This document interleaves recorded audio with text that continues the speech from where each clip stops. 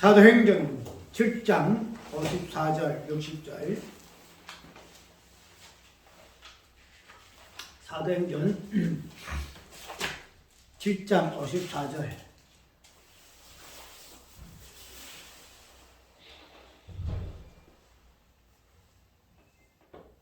가는 내용이니까 58절부터 창밖에 내치고 돌로 칠세 정인들이 옷을 벗어 사울이라 하는 청년의 발 앞에 두니라. 저희가 돌로 서대반을 치니 서대반이 부르짖어 가로되 주 예수여 내 영혼을 받으시옵소서 하고 무릎을 꿇고 크게 불러 가로되 주여 이 죄를 저들에게 돌리지 마옵소서 이 말을 하고 자니라. 그 다음에 계시록 6장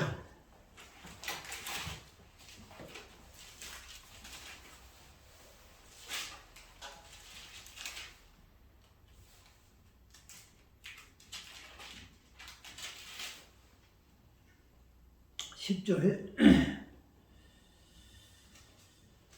큰 소리를 불러 가로되 거룩하고 참되신 대주제여 땅에 가는 자들을 심판하여 우리 피를 신원하여 주지 아니하시기를 어느 때까지 하시려나이까 하니 각각 저희에게 흰 두루마기를 주시며 가라사대 아직 잠시 동안 쉬되 저희 동무종들과 한계들도 자기처럼 죽임을 받아 그 수가 차기까지 하라 하시더라.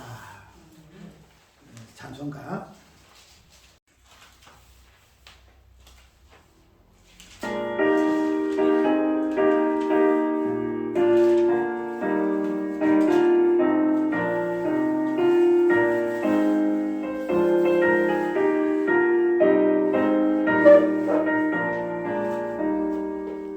3절 거듭 노래로 불러서 이 세상 사는 동안 영하겠네 옥저 세상에 홀라 올리 바라보니 나더나 그르시고 한나무 노래 늘 높이 그러세 하늘의 소망 흰듯 찬양하여 참한나무 노래 함께 그러세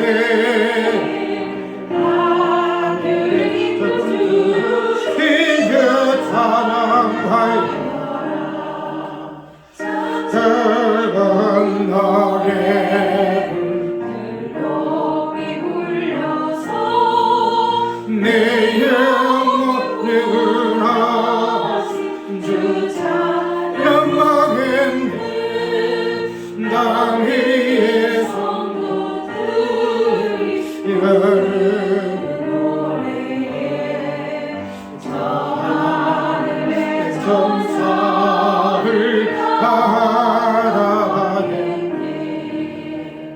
한나무 노래 늘 높이 그러세 하늘의 소망 빈듯 찬양하여라 참 한나무 노래 다 함께 그러세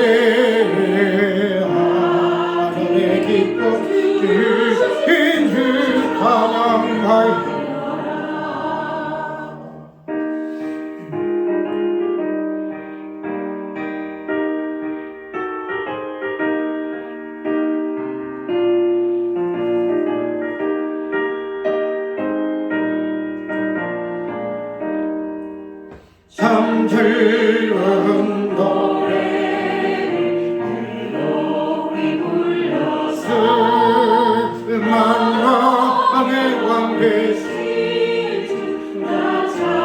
영하겠네 거룩한 하늘 노래 들려오는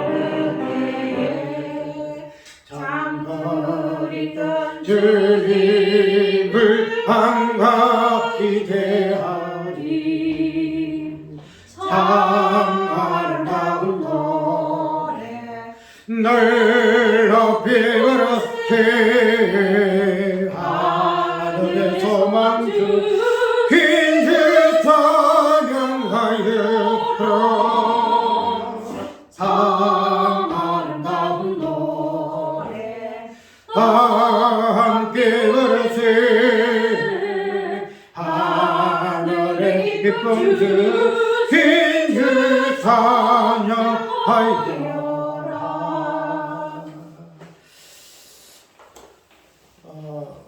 사도행전 7장을 거의 마무리를 해가는데 지금 하나 이런 내용들은 본문의 내용을 중심으로 하는 것이 아니고 그 본문의 내용에서 우리가 끄집어낼 수 있는 큰 테두리 핵심적인 그런 부분들을 지금 찾아보고 있죠. 그래서 7장 안에서도 다양하게 말씀의 본문에도 없는 그런 내용들을 지금 살펴보고 있는데 나중에 요한계시록을 본문 중심으로 이제 나중에 할 것인데 그때는 본문의 말씀들을 중심으로 해가지고 할 건데 오늘 이 부분은 일차적으로 핵심적인 주제별로 요한계시록에 어떤 내용들로 주제가 되어 있는가 하는 부분을 일단 살펴보고 그 다음에 본문들을 중심을 하게 되면은 나중에 연결될 때에서 더 깊이 있게 또 찾아볼 수가 있겠죠. 그래서 오늘은 사도행전 7장의 내용을 통해서 충만성을 한번 찾아볼 거예요. 충만성. 그래서 우리가 7장에 나오는 그 내용을 보게 되면은 충만성에 대한 개념이 외적에서 나올까 이런 생각 들죠. 충만을 하게 되면 무엇을 이야기해요? 성령을 이야기하죠. 성령의 충만. 이런 게 된단 말이죠. 그런데 이 성령의 충만성이라는 이 부분이 특별히 사도행전의 2장에서부터 이제 시작이 되죠. 성령의 충만함을 받아 그 다음에 성령의 말하게 하심으로 다른 방언으로 말하더라. 그래서 성령 충만이 2장 성령이 이제 강림하실 때부터 성령 충만에 대한 내용이 나온다는 거죠. 그래서 그러한 충만성이라는 이 부분은 우리가 충만이라는 것은 차고 넘치는 걸 이야기해요. 차고 넘치는 거. 차고 넘친다. 넘친다는 거죠. 그 차고 넘치는 이 부분을 우리가 숫자로 보게 되면은, 숫자 이야기하자면, 계시록 숫자가 엄청 많아요. 그 7장, 8장, 7장 나오게 되면은 14만 4천 명, 14만 4천 명이라는 것도 나오고, 뒤에 보면은 저 예루살렘에서는 그 치수라든지, 내천사라든지 숫자로 되어 있죠. 그래서 저번에 얘기했죠. 창조도 숫자로서 시작되어진다. 이렇게 되게 되면은 그 숫자의 어떤 그 개념을 저번에 이야기했듯이 이야기하게 되면은 알레고리다. 이렇게 이야기를 해서는 안 된다 하는 이유가 여기 있다는 거죠. 알레고리는 예수 외에 다른 말을 하게 되면 그게 알레고리예요. 본문을 하든, 강해를 하든, 주석서를 하든, 예수 그리스도가 나오지 않으면 그게 알레고리예요. 그게 알레고리가 희한하게 이야기하고 있는데, 알레고리의 뜻은 성령이 말하고자 하는 예수 없는 그런 해석하게 되면은 그게 알레고리다. 그 알레고리로 우리 다시 해석을 해. 그러면 우리가 오늘 본문 속에서는 이 숫자 개념 속에 차고 넘치는 이 부분으로 충만성을 한번 살펴보려고 그래요. 왜 이 충만성을 살펴보는가 하면은 분명히 사도행전 6장에 지금 7장이죠. 사도행전 7장 세데바니가 마지막에 죽을 때에 순교하는 이런 모습이 보이지요. 그럼 순교하는 모습을 통해서 뭐가 되죠? 신원이라 신원 여부를 줄 한번 봤잖아. 신원 봤는데 이 신원이라는 이 개념이 이제 그 뒤에 계시록에 가게 되면은 우리가 아까 읽었던 요한계시록 6장 10절에서 11절에서 신원의 개념이 나오잖아요. 우리의 빚값을 갚아주소서 이렇게 이야기를 한다는 거죠. 이렇게 이야기할 때에 음성이 들리기를 흰 두루마기를 주면서 어떻게 해요? 두루마기를 주면서 형제들과 그 다음에 동무들과 뭐 이렇게 이야기하면서 자기와 죽임을 당하기까지 그 수가 차기까지 뭐라 그러죠? 기다리라. 기다리라. 본문을 한번 봅시다. 이거 보니까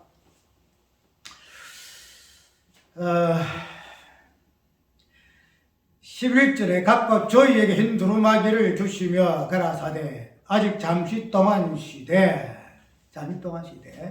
저희 동들과 형제들도 자기처럼 죽임을 받아 그 수가 차기까지 하라 하시더라. 이렇게 좀 이야기하고 있죠. 그래서 7장에 6장에서 영혼들이 하나님 앞에 부르짖고 신음하는데 그 신음을 들어주지 않고 두루마기를 주시면서 했다가요. 쉽게 말해서 내가 순교라는 말 잘 안 써요. 순교라는 말을 잘 안 쓰는데 순교라는 말을 쓰게 되면은 뭔가 꼭 뭐랄까요? 옛날부터 순교자는 뭐예요? 뭔가 있어가지고 죽잖아요. 뭔가 있어가지고. 그래서 그런 이미지가 특히 제국교에서 강하게 받았기 때문에 이 순교라는 말을 잘 안 써요. 그래서 여기서 본에서는 죽임이라는 요금이죠. 죽임 요금을 쓰잖아요. 이 죽임이라는 이 숫자가 차기까지 좀 쉬고 있어라. 이렇게 하요. 내가 오늘 본문을 읽으면서 참 은혜를 받은 뭔가 하면은 우리가 지금 예수 믿는 이 부분을 오늘 본문 속에서는 어떻게 해요? 죽인 자로서 쉬고 있는 상태를 이야기하는 거죠. 죽인 자로서 쉬고 있는 상태. 그러니까 우리가 아무것도 한 건 없는데 성경에서는 죽임을 당한 자로서 잠깐, 그래서 우리가 잠시 동안 이 세상 살면서 이잖아요. 잠시 살면서 쉬고 있는 이 상태를 이 계시록에서는 잠시 쉬는 자, 살아서 쉬는 거예요? 아니요.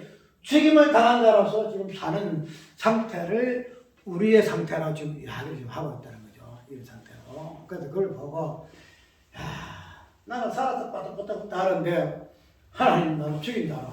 누구와 같이? 예수 그리스도와 같이. 그리고 보면은 자기와 같이 죽임을 당하게. 자기가 누구예요? 보면 속에서는 예수 그리스도예요. 예수 그리스도와 같이 죽임을 당한 자가 숫자가 차기까지 기다리라. 이렇게 이야기하거든요. 그래서 우리가 죽임을 당하지 아니하고 사는데도 하나님은 우리를 어떻게 예수 그리스도와 같이 죽은 자로 삼으셔서 어떻게 이 세상에 잠깐 쉬는 거야. 그러니까 우리가 뭐 살아있으니까 내가 마지막에 죽어서 어떻게 이거 아니래. 성경에서 우리는 예수 믿으면은 그 예수 믿는 그 상태를 죽은 자로 취급해요. 죽은 자로. 그래서 성경에서는 수고하고 묵은 짐 자들아 다 내게로 오라. 내가 너를 편식이 아니라. 이 땅에서 우리의 신앙생활은 죽은 자로서 힘의 상태가 지금 우리의 상태다. 하게 되면 그거 보고 내가 아직도 죽지 않고 바닥도 살려고 그냥 별짓도 하는데 하나님께서는 나를 예수 그리스도와 같이 죽은 자로 삼으시는구나. 그래 여기시는구나. 그런 자로 안식하게 하시는구나. 이 땅에서 잠시 쉬게 하시는구나. 그래서 잠시 쉬게 하는 이 상태에서 약속민간인은 앞으로 죽임을 당한 자가 차기까지 그 숫자가 차기까지 지금 우리가 안식한다는 거죠. 우리 간식한다. 이렇게 이해를 하게 되게 되면은 그 숫자 차는 이 부분에서 뭐예요? 충만성의 개념이 나온다는 거죠. 충만성 개념. 그러면은 우리가 성경 문제를 많이 적어놨죠. 로마서 11장에다가 에베소서 1장에다가 4장에다가 계시록 6장에다가 특별히 뭐예요? 에베소서 1장 여기 있네. 에베소서 1장 이렇게 되게 되면은 그 충만의 개념이 다양하게 표현되어 있어요. 2장에 보면은 성령의 충만으로 이야기하고 있고, 그 다음에 에베소 1장에서는 교회의 충만성으로 이야기를 지금 하고 있잖아요. 그 다음에 저 에베소 4장에 보게 되면은 몸의 그 충만성, 은사의 그 충만성으로 이야기를 지금 하고 있고, 그 다음에 로마서 11장을 이제 보게 되면은 그 만물의 그 충만성으로 이야기를 좀 하고, 다양하게 충만성으로 이야기를 좀 하고 있어요. 그런데 우리가 충만성을 이야기할 때 아까 이야기대로 충만성은 특별히 성령과 관계돼서 충만성으로 이야기를 좀 하고 있는데, 그런데 우리가 이 충만성을 이야기할 때에 보통 좋은 것으로 이야기하잖아요. 성령 충만을 받으라, 성령 충만을 받으라. 그래서 성령 충만을 받기 위해서 그냥 별짓 다 하잖아요. 40일 금식 기도하기도 하고, 뭐도 하기도 하고, 그래, 그렇다고 사모한다는 거죠. 사모하는데, 우리가 이 성령의 충만성이라는 요 부분을 깊이 있게 한번 들여다보게 되게 되면, 분명히 사도행전 2장에서 성령이 오셔서 충만하셔서 뭐예요? 성령을 받아서 어떤 현상이 나죠? 성령의 말하게 하심을 따라서 말을 하는 것을 뭐라죠? 성령의 충만성으로 이야기해요. 다른 방언으로 말하는 것을 성령 충만으로 이야기를 하고 있다는 거죠. 그래서 우리는 단순하게 성령을 받아서 베드로가 설교를 하는 것으로 해서 이야기를 그걸 통해 가지고 마지막에는 다양한 관점에서 성령의 9가지 열매라든지 성령의 9가지 은사라든지 그런 부분에서 성령의 충만성을 이야기하고 있는데, 그런데 우리가 충만성에 대한 출발은 뭔가 하면 다른 방언으로 말을 하는 것을 성령 충만의 출발점으로 우리가 이해를 해야 돼요. 아까 얘기 들어 충만은 은사 충만, 그 다음에 사역 충만, 열매 충만, 이런 것들을 충만성으로 우리가 생각해서 그냥 은사 그 충만성을 우리가 기도 많이 하고, 그 다음에 열매적인 부분에서, 인격적인 부분에서 그런 다양한 부분들을 우리가 추구를 많이 하는데, 그런데 그런 어떤 충만성의 그 출발은 왜다 다른 방언으로 말을 하는 것으로 충만성의 출발을 잡아내요. 그래서 이런 다른 방언으로서의 충만성이 출발되지 아니하게 되게 되면 그 뒤에 나오는 은사라든지 열매의 어떤 충만성은 그거 우리가 인위적인 그 짜집기를 통해서도 얼마든지 가능해요. 무슨 말인가 하면은 우리가 이 땅에서 인격이라는 요 부분, 우리가 성경의 사랑이랑 실학이랑 합평이란가 오래 참은 자비 양선 충수 온유 절대 이런 것들은 인격적인 부분이잖아요. 그죠? 인격적인 부분. 사랑, 실학, 합평, 오래 참은 이런 인격적인 부분은 우리가 이 세상 도덕적인 관점에서도 얼마든지 이룰 수 있는 경지예요. 지금 말해서 저 사람 그래서 법 없이 사는 사람이다. 말잖아. 공자가 뭐든 석가가 뭐든지 뭐 이성철이 넣든지 뭐 물력 없고 마음껏 가임이 없다. 그래 해가지고 그 사람 참 인격이 고매해. 참 인격이 훌륭해. 참 그 사람 겸손해. 온유해. 참 사랑이 많아. 이래서 그 인격적인 이런 부분도 일반 사람의 어떤 노력에 따라서 얼마든지 이룰 수 있는 그런 내용들이에요. 여러분들. 또 그 다음에 우리가 은사적인 부분. 뭐예요? 지혜와 지식과, 그 다음에 병 고치는 거, 예언하는 거, 방언하는 거, 다양한 이런 은사적인 부분도 우리가 얼마나 하잖아요. 귀신도 은사 부리잖아. 그죠? 점쟁이도 뭐 하고, 예언도 하고, 뭐도 하고, 뭐 병도 고치고, 하잖아요. 그렇기 때문에 이 인격과 지금 열매와 은사적인 요 부분도 우리가 일반적인 관점을 보게 되면 얼마든지 지금 성령 없이도 가능한 분야가 이 분야예요. 열매와 은사가. 그래서 내가 아까 이야기한 대로 성령의 우리가 이걸 갖다가 열매와 은사에도 다 그냥 이 차고 넘치는 것을 우리가 충만성으로 이야기할 것 같으면은 이 부분이 다른 방언이라는 이 부분이 없이 이것이 가능하다 한 말의 이유가 여기 있어요. 여기 있다는 거죠. 그래서 이런 부분이 성령의 충만성의 이 부분들이 다른 방언이 없이 가능한 분야이기 때문에 우리 성경에서 말하는 충만성은 무엇으로? 다른 방언이라는 이 관점에서 먼저 해석을 해내야 돼요. 다른 방언.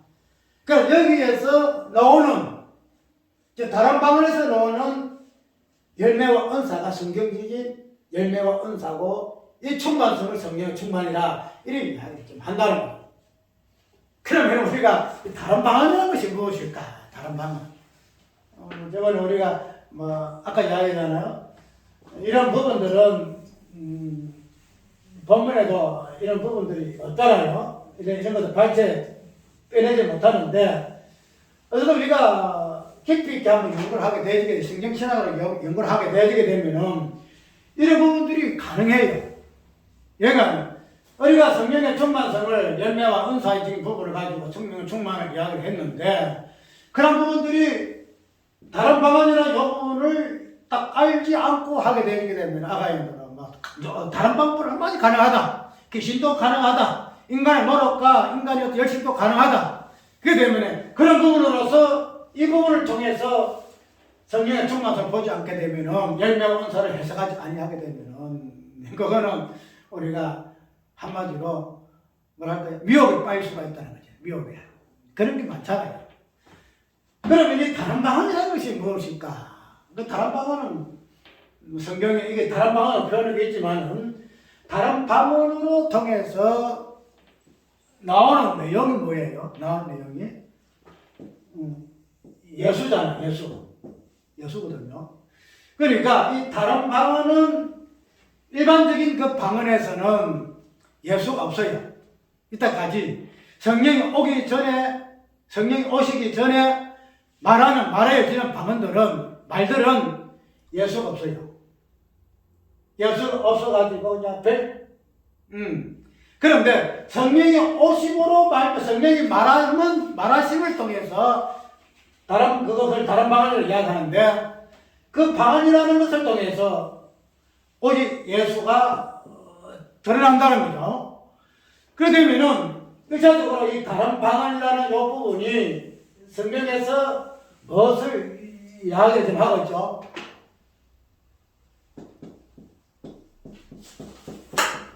말씀으로 우리가 해석을 해낸다는 말씀으로.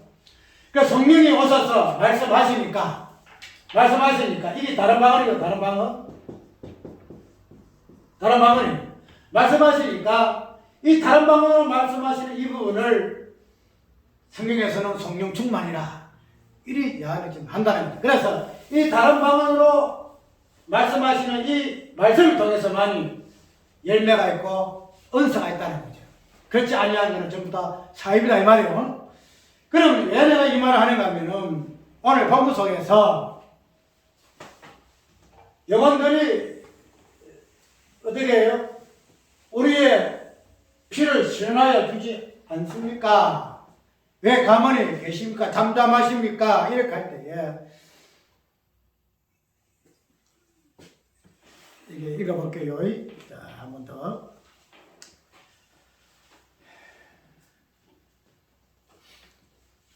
큰 소리를 불러 가로되 거룩하고 참되신 대주제여 땅에 거한 자들을 심판하여 우리 피를 선하주지 아니하시기를 때까지나이까 각각 저희에게 흰 두루마기를 주시며 흰 두루마기인데 흰 두루마기.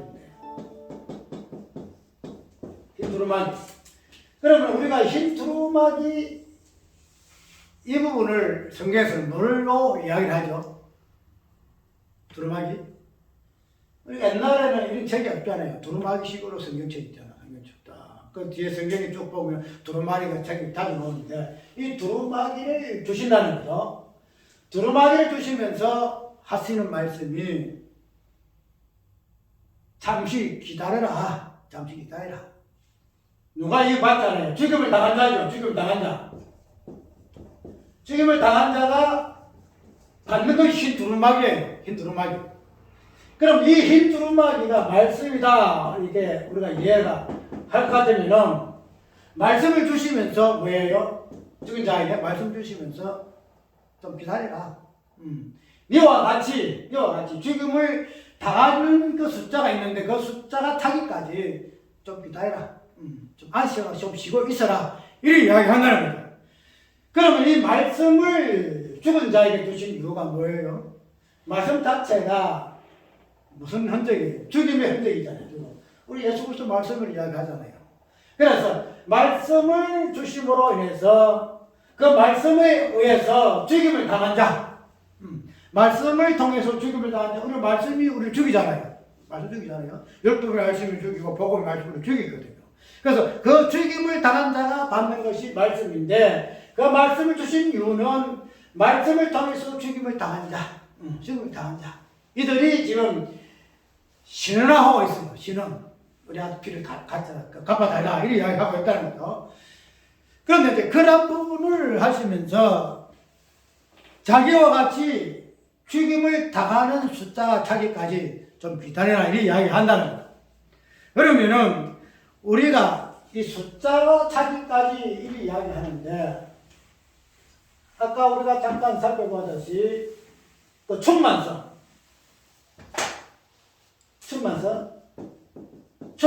숫자에 차고 넘치는 충만성이라고 했죠. 그러면은 죽임을 당한 자의 이 숫자가 충만하게 그냥 완전하게 하나님이 정해놓은 그 숫자까지 충만하게 찰 때까지 기다리라 이 말 하고 있다는 거죠. 그래서 이 부분이 이제 뒤에 7장에 보게 되면은 계시록 7장에 보게 되면은 어떤 내용을 하면은 입맞은 자의 무리가 나와요. 7장 5절에 보게 보면은 유다 지파 중에 입맞은 자가 1만 2천이요. 로벨 지파 중에 1만 2천이요. 갓 지파 중에 1만 2천. 해가지고 합하니까 14만 4천으로 이야기 하고 있어요. 우리가 12 곱하기 12 14만 4천인데 이 14만 4천의 이 숫자를 우리는 보통 구원받은 자의 숫자라 이렇게 이야기하고 있잖아요. 그죠? 근데 이 구원받은 자의 숫자가 14만 4천을 우리가 이해를 하는데 이 14만 4천의 이 숫자가 뭐예요? 하나님이 죽임을 당하여야 할 그 충만성의 숫자예요. 그 충만성 숫자. 그러니까 우리는 14만 4천을 그냥 단순하게 숫자로 표현하는 것이 아니고 그 숫자 속에 있는 그 충만성을 보여주는 것이 14만 4천 명이거든요. 그러면 우리가 이때까지 이 구원받은 자의 숫자를 14만 4천이라고 이야기했는데 이 14만 4천이라는 이 숫자가 어떤 숫자냐? 앞으로 예수님 오실 때까지 죽임을 당하여서 그 충만한 숫자까지 도달할 숫자가 14만 4천 명. 그 숫자가 차기까지 기다리라. 우리는 지금 그 숫자 차기까지 죽임을 당한 자라서 안식하는 자세요. 이 땅에 잠깐 안식하는 자. 그래서 14만 4천이 딱 차게 되면은 그때부터는 우리가 영원한 안식에 잠깐 쉬는 것이 아니라 영원한 안식에 들어간다. 이렇게 이해를 하면 된다는 거죠. 그러니까 우리가 이 충만성이라는 이 개념 자체를 단순하게 성령의 어떤 은사라든지 일매적인 관점에서 볼 것이 아니고, 이 충만성의 이 개념은 죽임을 당한 자의 그 숫자, 우리가 사도행전에서 지금 죽임이라는 이 부분을, 스데반의 죽임을 이야기하고 있잖아요. 그죠? 그 사도행전에서 시작하는 모든 사건은 죽음을 당하는 자의 사건들이에요. 스데반이가 죽잖아요. 죽잖아요. 그 다음에 사도들이 다 죽잖아요. 마지막에 사도 바울도 죽잖아요. 그래서 그러한 죽임을 당한 자의 그 숫자를 오늘 스데반의 그 죽임을 통해서 이제 시작하는 거예요. 왜요? 예수 그리스도는 교회는 예수 그리스도 몸이기 때문에. 그래서 몸된 교회가 예수 그리스도와 같이 죽임을 당한 자의 그 숫자를 하나하나 채워나가는 그런 과정이 교회의 사역이다 이 말이죠. 교회가 할 일이다. 교회라는 것은 우리가 예수 믿고 구원받은 자를 이렇게 숫자를 채우는 건데, 근데 그 숫자의 그 본질적인 의미는 죽임을 당한 자의 숫자예요. 죽임을 당한 자. 그래서 유대교회로부터 시작해가지고 로마 11장 보게 되면은 나오잖아요. 유대인과 이방인이 같이 들어와서 하나로 합쳐져서 마지막에 어떻게 돼요? 충만하게 되어지는 부분으로 사도 바울은 로마 11장에 이야기를 하고 있어. 그래서 거기에서 만물의 충만성까지 이야기를 한다는 거죠. 그런 부분이 오늘 에베소서에서는 1장 28, 1장 몇 절이에요? 1장 24절인가 보게 되면 마지막 절에 그의 몸이니 만물 안에서 만물을 충만케 하시는 자의 충만이라 1장 23절에 그렇게 기록 좀 하고 있다는 거예요. 그래서 교회는 충만성을 드러내는 그러한 어떤 기구로서 시험을 받았는데, 그 충만성이라는 이 숫자의 개념이, 그 충만성이라는 이 개념 자체가 어떤 은사적인 개념, 다음에 어떤 열매적인 개념, 그래서 인격이 고매해서 은사가 많아서 순교자라면 순교자답게 높임 받고 그런 관점에서의 충만성이 아니다는 거예요. 어때? 멸시받고 천대받고 죽임을 당한 자의 수로서의 충만성이다. 이렇게 이해를 하게 되게 되면 우리가 이때까지 알고 있던 성령의 그 충만성에서 보여지는 우리의 어떤 기호라든가 우리의 어떤 바람이라든가 우리의 어떤 욕망이라든가 그런 것을 채워주기 위한 성령의 충만이 아니더라 이 말이에요. 왜요? 성령의 충만한 숫자는 그 본질은 죽임의 숫자다. 죽임의 숫자다. 하나님께서 몸된 교회를 통해서 예수 그리스도와 같이 죽임을 당한 자가 하나님이 딱 그렇게 숫자 딱 해놓은 같이 14만 4천 명이 될 때까지 하나님의 교회를 이끌어 가신다는 거예요. 숫자가 차기까지 기다리라. 오늘 지금 기다리는 숫자, 죽임을 당한 자라서 잠깐 쉬면서 하나님이 몸된 교회의 복음을 통해서 당신의 그 충만성을 이루는 죽음의 숫자가 채워지기까지 우리를 기다리는 존재야. 그래서 그 숫자가 14만 4천이 딱 쓰면 그 숫자가 그게 아니에요. 14만 4천이라고 14만 4천 명 이게 아니에요. 신천지 같이 그게 아니에요.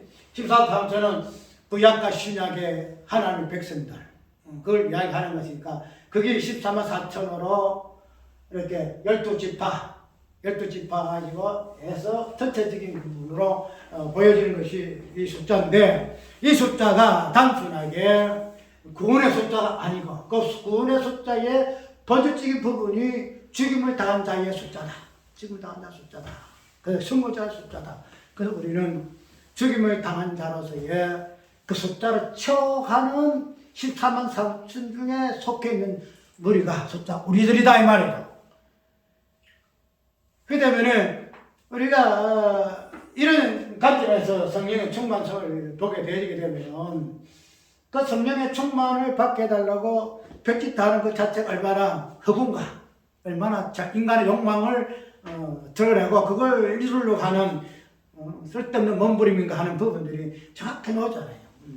솔직히 말해서 내가 죽임을 당한 자로서 그 성령 충만 받으려고 하면 바로 누가 있겠어? 안 그래서 죽임을 당한다.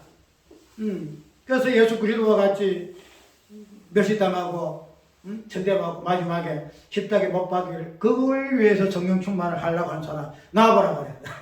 아무도 없어. 아무도 없다는 거예요. 그러니까 우리가 성령을 바로 알게 되게 되면은 우리의 모든 욕망들이 다 깨진다. 다 깨지게 돼. 오늘 수요일 짧은 시간에 충만성의 개념 자체가 무엇인가 그분을 단순하게